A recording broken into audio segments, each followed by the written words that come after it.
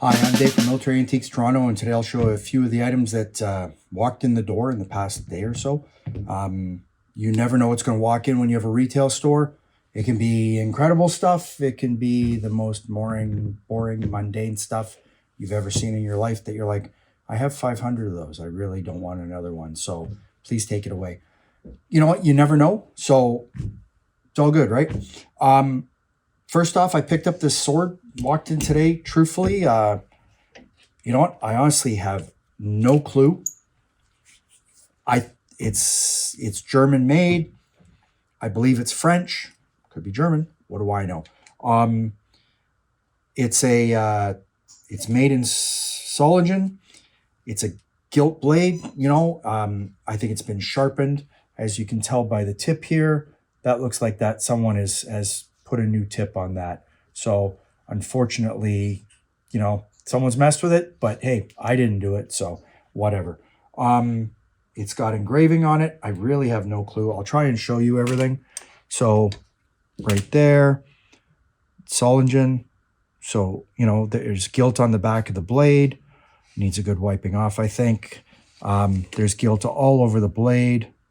I think that I'd say that's a French eagle personally, so that's why I believe this is a French sword made in Germany.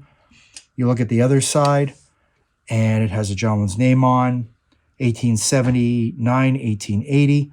Obviously, this is a dedication type piece. I really am not sure. I think that's a French eagle.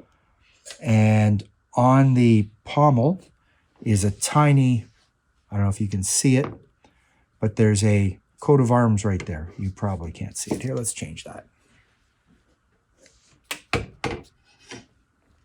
Upside down, but you know, there's a partial coat of arms there. You can just make out. I tried Googling it. I couldn't figure it out, which doesn't mean I didn't spend a lot of time doing it, truthfully. But you know what? It's a nice French, I believe, French sword. I'm sure someone will tell me it's Turkish Empire or something silly that I couldn't figure out. I did look at my books, which I do have my own extensive library. I couldn't figure it out. Sorry. So if somebody knows what it is, that'd be great. And hopefully it'll be useful to dating and naming the sword. I came up with French Cavalry from 1780, but I have a sneaky feeling it's more German than French, but I could be wrong. So there's always that. And then yesterday and walked in this SA Dagger. Somebody went nuts and had to have this already. It didn't even make it to the website, didn't even make it to be photoed. It came in and literally is sold. So it's an anodized scabbard, which is nice. Anodized as opposed to painted. You have to look at these for the screws to make sure they're not turned. They did replace screws. Screws did fall out, but you know, you do want to make sure it's not been messed with. The other thing is the ball traditionally gets crushed because when you drop it like this, or if it hits something, it will crush the ball because it's very thin metal here. It's not huge. So just so you know, you're looking at the screws there, and you'll see that they're not been turned, which is a good thing. You'll see the scabbard is anodized and not painted. Painted would be a lighter brown, and obviously paint. This is anodized. Big difference. So and there you go, and see the ball right there. It's got a little bit of dent to it, but it's not ruined. It's not messed up totally. A lot of times they are dented, and that cracks the side of the shape, but in this case, it's still good. What's important on this one is that it has still, the motto is still nice and dark, which you don't normally find because normally people, you know, polish the hell out of them thinking they're going to clean them up, and they remove that darkening, which doesn't hurt it, but it doesn't add to its value by removing it. And some people do things like that. The other thing is that this is a Ferdinand Neuhaus, which I will show you in a second, which is a harder to get maker according to the book on SA and NSKK daggers, which I actually meant to show you here, but it is in stock on the website. It's an amazing book. If you ever need a book on SA and NSKK daggers, it's the Bible. Great book. You'll never need another one because it shows all the different makers and all the different styles. So it's worth its weight in gold. Shows this maker as a 9 out of 10 for Scarcity. So right there, you'll see the maker.